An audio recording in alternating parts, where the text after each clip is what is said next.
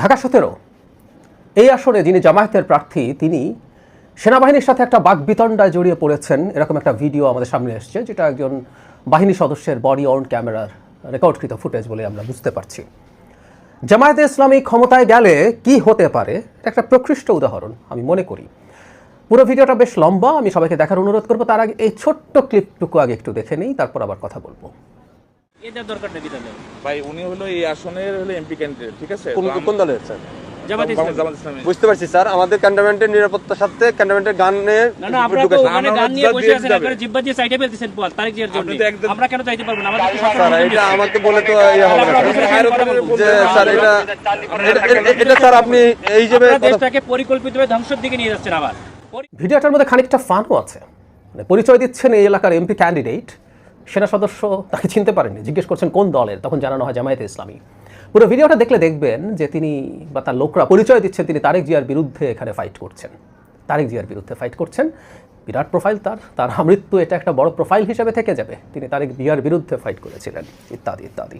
যাই হোক, আমরা খেয়াল করব তিনি ক্যান্টনমেন্টে ঢুকছিলেন, ক্যান্টনমেন্টে তার গাড়িতে গানম্যান ছিল, সেনা সদস্য অতি বিনয়ের সাথে, মানে পুরো ভিডিওটা শেষ পর্যন্ত আমরা দেখবো সেনা সদস্য অত্যন্ত বিনয়ের সাথে তাকে স্মরণ করাচ্ছেন যে এটা একটা আইন, এখানে ক্যান্টনমেন্টে গানম্যান নেওয়া যাবে না, সেখানে তারাই তার নিরাপত্তা দেবেন, এর বাইরে যা যা হওয়ার। যিনি দায়িত্বরত, দায়িত্বপ্রাপ্ত, দায়িত্ব পালনকারী যে সেনা সদস্য, তার কাজই হচ্ছে এটা। আমরা এরকম একটা বাংলাদেশি দেখতে চাই যেখানে যেই কোনো আইন ভঙ্গ করবেন সেটার যদি প্রিভিয়াস কোনো রকম কোনো ব্যবস্থা তিনি না নিয়ে আসেন আইনের মাধ্যমেই, তাহলে সেই আইন তিনি প্রয়োগ করবেন, যিনিই হোক না কেন। মানে এই যে এই ভদ্রলোক, উনি আইন প্রণেতা হতে চান, মানে এমপি ইলেকশন করতে চান।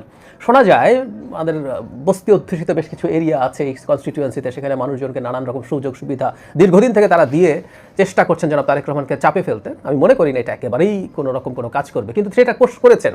কিন্তু এই ভদ্রলোকে তো জানা উচিত, অ্যাটলিস্ট উনি একজন শিক্ষিত মানুষ, এমপি হওয়া মানে কি? এমপি হওয়া মানে এগুলো দিয়ে জিতে আসা, নাকি আসলে এমপি হওয়া মানে হচ্ছে একটা রাষ্ট্রের আইন এবং পলিসি যিনি নির্ধারণ করবেন, আইন তৈরি করবেন, আইন সংশোধন করবেন, পলিসি ঠিক করবেন, সরকারকে চ্যালেঞ্জের মুখে রাখবেন যদি বিরোধী দল হন, আর বিরোধী সরকারি দল হলেও তিনি এগুলো নিয়েই কাজ করবেন।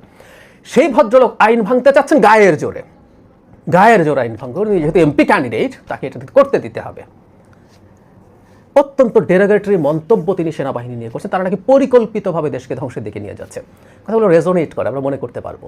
দেশের বাইরে থাকা ইনফ্লুয়েন্সার কয়েকজন আছেন, তারা সেনাবাহিনীকে 5 তারিখের পর থেকে ঠিক এই আক্রমণটা করে যাচ্ছে। তাদের এই বিষোদ্গার কেন বুঝতে পারি, তারা এই দেশটাকে আসলে দখল করে ফেলতে চেয়েছিলেন। এই জামাত সহ কিছু ব্যক্তিও আছে, তারা চেয়েছিলেন একটা সোকল বিপ্লবী সরকার বানিয়ে তারা ক্ষমতায় থেকে যাবেন, এরপর কোনো একদিন নির্বাচন হলে হবে।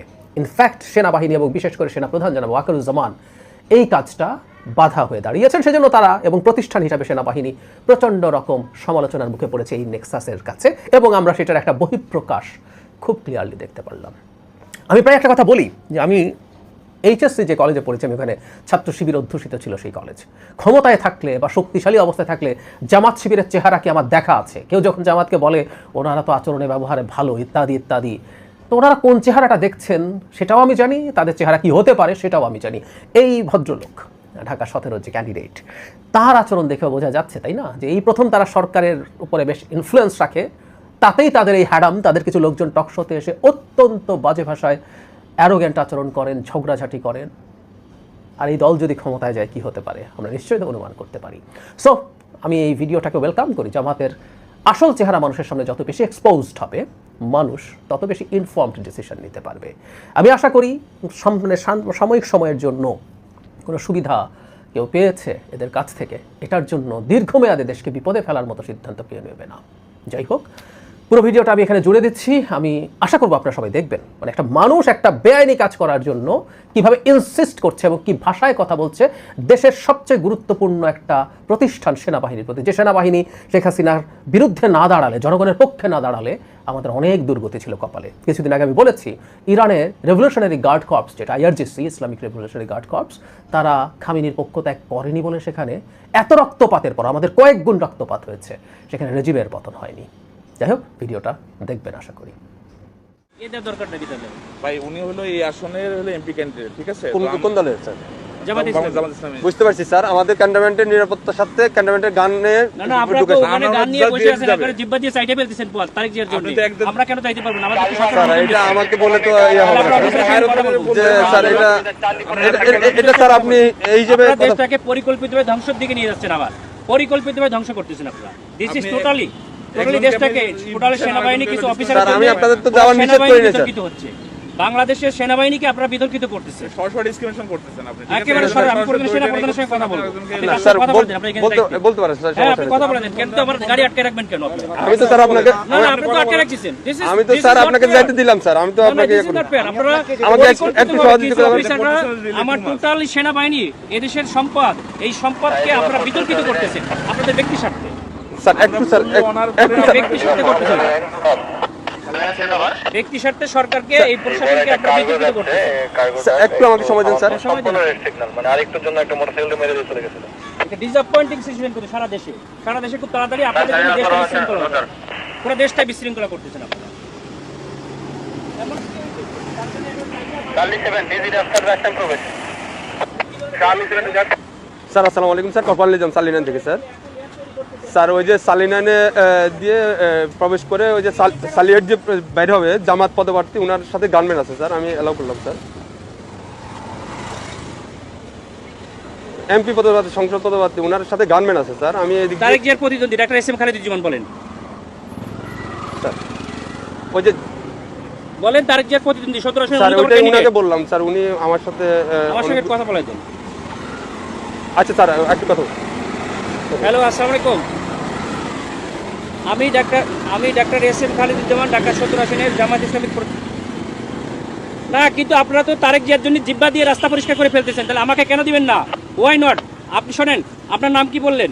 আপনি দেশটাকে পরিকল্পিতভাবে আমাদের মধ্যে এটা কেওয়াস সৃষ্টি করতেছেন আপনারা। নো নো নো নো, কেন নয়?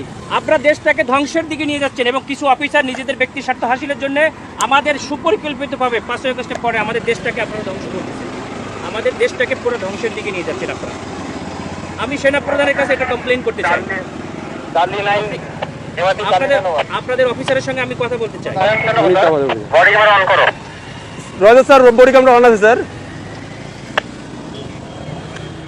আমাদেরকে নিরাপত্তা দিচ্ছে, আমাদেরকে নির্বাচন কমিশন থেকে নিরাপত্তার জন্য দিচ্ছে গানম্যান, আবার আপনি আমাকে যাইতে দেবেন না কেন? স্যার আসসালামু আলাইকুম স্যার। অত্যন্ত সুপরিকল্পিতভাবে আমাদের দেশটাকে ধ্বংস করা হচ্ছে, খুবই পরিকল্পিতভাবে। স্যার বলছি স্যার স্যার স্যার স্যার আমরা এটা নির্বাচন কমিশনকেও জানাতে স্যার আসসালামু তোমরা ভিডিও আলাইকুম করো, আমাদের গাড়িতে আটকেছে, তোমরা ভিডিও করো, এটা ভিডিও করো যে আমাদের গাড়িটা এখানে স্যার। সরি যাচ্ছে স্যার, না। এখানে ক্যামেরাম্যান ভিডিও করা যাবে না কেন স্যার। আপনারা তো ভিডিও করছেন কেন? আমরা তো কেন এই অধিকার আছে বিচারিতা স্যার। কেন আপনার করবেন? এটা- আপনারা আপনার দেশটাকে এটা- আপনারা দেশটাকে আপনার যে কোনো- পরিকল্পিতভাবে কেন ধ্বংসের দিকে নিয়ে যাচ্ছে বাবা? স্যার, বুঝতে অনেক পারছি মানুষ স্যার, রক্ত আমি দিয়েছে, আপনার কথা বুঝতে অনেক পারছি স্যার। মানুষ রক্ত দিয়েছে, আপনারা আর রক্ত নিয়েন না আল্লাহর রাস্তে। দেশটাকে সেনা প্রধান অত্যন্ত ঐতিহাসিকভাবে দেশটাকে এভাবে রক্ষা স্যার করছে। আমি তো আপনাকে আপনারা যাইতে নিষেধ করি না স্যার। হ্যাঁ, আমি তো আপনাকে বলছি আপনি যান স্যার, কিন্তু আমাদের ক্যান্টনমেন্টে গান নিয়ে অস্ত্র নিয়ে ঢুকা নিষেধ। এটা স্যার, তাহলে এটা আমাদের আপনাকে গানম্যান কেন দিচ্ছে? ক্যান্টনমেন্টের জন্য না স্যার, ক্যান্টনমেন্টের জন্য আমরাই নিরাপত্তা দিচ্ছি পার আপনাকে হয়ে যাবো বলছি, আমরা তো পার হয়ে যাবো, স্যার। এটা ঠিক আছে, ভিতরে আপনি আমরা তো পার হয়ে যাবো। আমার কথা ভিতরে কোনো প্রবলেম হয়ে থাকে তাহলে আপনার এই ড্রাইভারটা ক্যান্টনমেন্ট নেবে। আবার এরপরে কে দেখবে? এরপর স্যার আপনি ওই ক্যান্টনমেন্ট পার হওয়ার পরে তো আপনার গানম্যান থাকবে স্যার। যে আমার এখান থেকে গানম্যানের আরামে থাকবে না, তখন আপনার দল দিয়ে পিটাইবেন আর আপনারা অন্য দল দিয়ে পিটাই আপনাদের দেখবেন, স্যার, আপনি মজা দেখবেন। ক্যান্টনমেন্টের ভিতরে তারেক জিয়ার সঙ্গে তো আপনারা হাজার হাজার স্যার। রক্ত নিয়ে যাচ্ছেন, কেন নিয়ে যাচ্ছেন? স্যার এটা এখন আমি আপনাকে জবাবটা আমি দিতে পারতেছি না। কেন পারবেন না? আপনার যদি সেটা আপনাকে আপনি যদি কোনো আপনাদেরকে সমস্যা আপনারা তো প্রশাসনের লোক, আপনাদেরকে জবাব স্যার দিতে বুঝতে তো হবে, বাবা। আমাদের যদি কোনো ইয়া থাকে, আপনার যদি কোনো কমপ্লেন থাকে, আপনি তো স্যার বললেন যে আমাদের স্যারের সাথে কথা বলবেন। হ্যাঁ, আমরা ওনার আপনি সাথে কথা বলেন স্যার, আমি তো আপনার ওই না, না, ইয়াটা এটা দিতে জবাব পারবো বলো না না, আমরা পারবো না, এটা অসহায়ত্ব প্রকাশ কেন স্যার। করবেন? এটা তো আমার আপনারা যেটা কেন নিয়ম স্যার, রুলস ইনস্ট্রাকশন দেওয়া হয়েছে স্যার। আপনারা পরিকল্পিতভাবে দ্বিচারিতা কেন করবেন? স্যার। এই জন্যই স্যার আপনি এই কমপ্লেনটা করেন স্যার। আমি তো না না, সেটা কমপ্লেইন আমরা কোথায় করব? আপনি তো বললেন যে সেনাপ্রধান স্যারের সাথে কথা বলবেন, হ্যাঁ, ইলেকশন কমিশনের সাথে কথা বলবেন। অথরিটি কি বলছে আপনাকে? কি করছে? বলছে স্যার গানম্যান নিয়ে অ্যালাউ নিষেধ স্যার।